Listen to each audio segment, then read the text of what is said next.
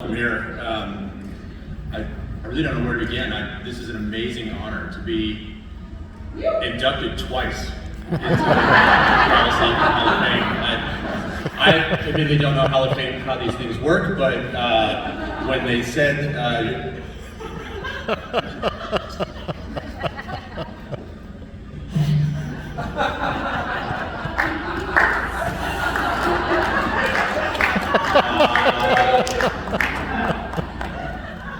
thank you, Leland.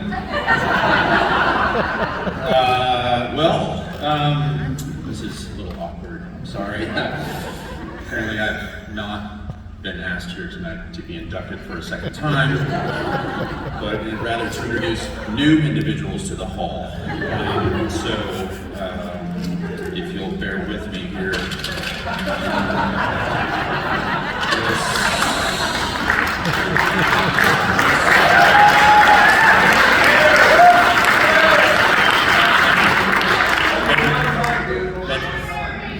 Thank you for your patience. I know that one of our inductees tonight has won Unbound 200 once, and I thought it was just de rigueur that I would have more. Okay, so since I'm going off script here, perhaps I should start with what it means to be in the Gravel Cycling Hall of Fame. Let me tell you, it's glorious. As a GeeChof, that's what we call ourselves, GeeChof, the amenities are mind-blowing. For example, did you know that every GeeChof is granted what the French call droit de jamage, or right of the Lord, which allows a GeeChof to literally take an energy gel out of the pocket of any passing rider for their personal use. True story. Moreover, as a GeeChof, on any group gravel ride, all your CO2s belong to us. We never have to take a pull. Yuri can attest to this. I rode with Yuri yesterday. I didn't take a pull. We get the best lines on the gravel.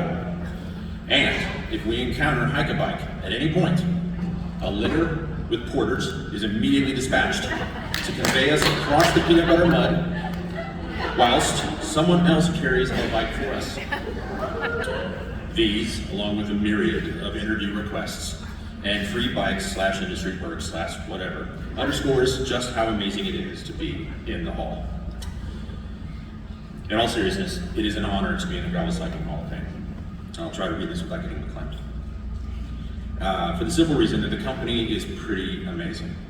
Last year, in my acceptance speech, I was negligent in extolling the virtues of the inaugural class, instead choosing to focus on my back fat. But since some of them are present tonight, I would like to briefly acknowledge them. Firstly, Corey Godfrey,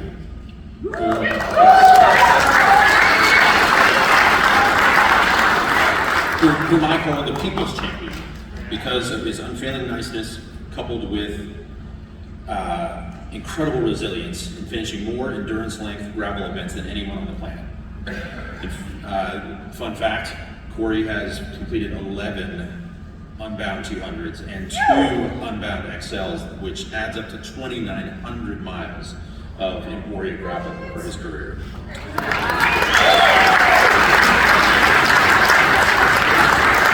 In fact, the only thing that could keep him away from Emporia was COVID, which is what happened last year.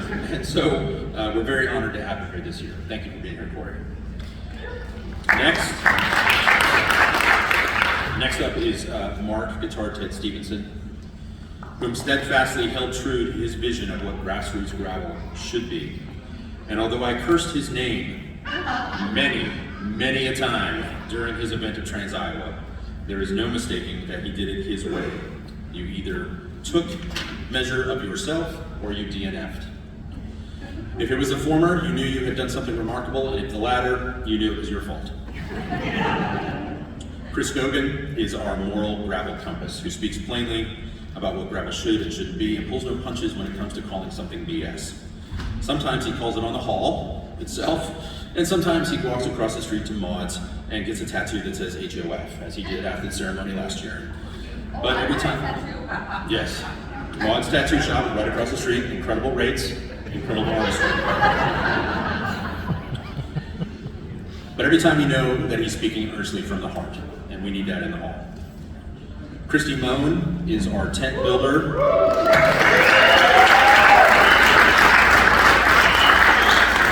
Christy Moen is our tent builder and invigorator.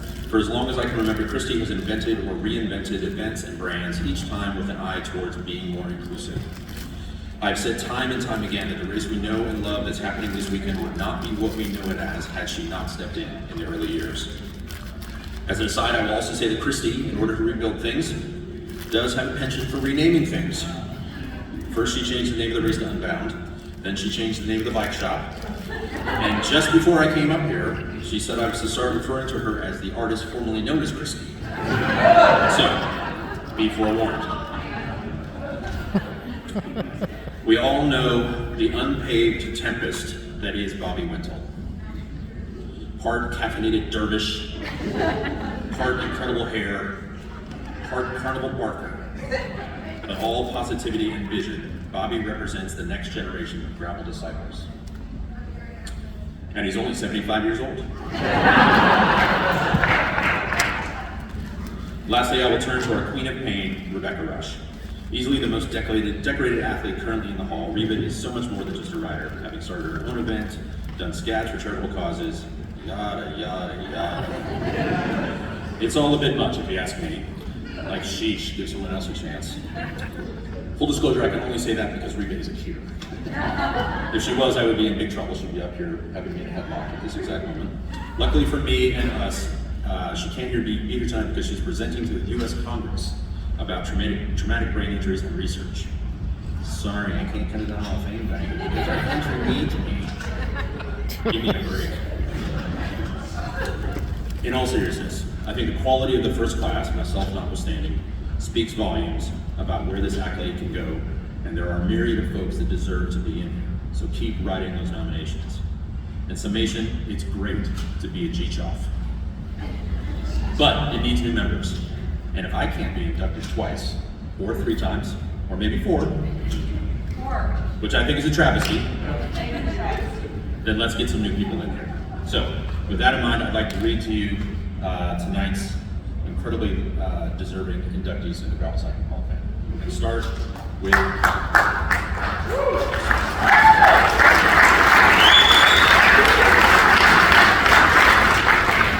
Start with a name that might not be familiar to everybody in the room, but if you're from California, it probably is, and I think it underscores the reason for the hall is that sometimes we induct people that other people haven't heard of, and we tell their stories, and that's what needs to happen for this institution. So, Miguel Crawford grew up in Sebastopol, California, where he became immersed in the riding and racing cultures of Sonoma and Marin counties.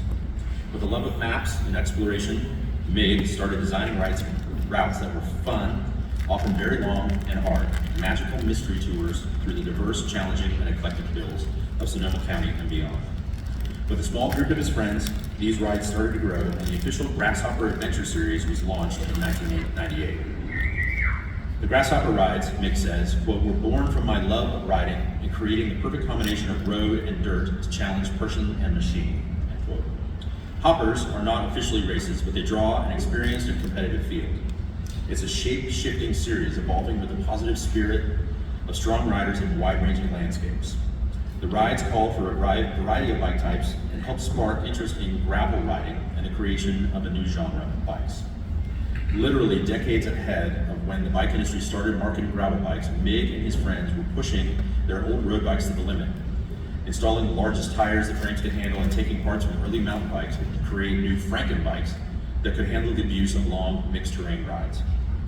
As Yuri Oswald reminisced, quote, I was fortunate to do the very first Grasshopper way back when, and I'm forever grateful for towing the line that day because Miguel's series and the ensuing years of adventures have forever changed my life, end quote. The Grasshopper Adventure Series was my first introduction to mixed-terrain events, a term yet to be used back in the late 90s, and they opened my eyes to the places that bikes could take us and the friendships that could be born from riding together. These rides have grown in popularity and being held monthly starting in January to late April or May each year. They have attracted top racers and seeking early season training. They also welcome new riders. to the off-road touring, welcome new riders new to off-road touring and have become must-do events for Northern California seeking fun and challenge. As Ted King asked and answered, what is the Grasshopper Adventure Series? It's everything that's right about bike riding as we know it. It's fun, it's camaraderie, it's a mass start, it's gravel, and it's badass. End quote. The 2022 Rockhopper Series sold out with between 250 and 400 riders at each of the 5 events, with many participants indicating that they were new to gravel riding and were excited to push their limits alongside top professional riders.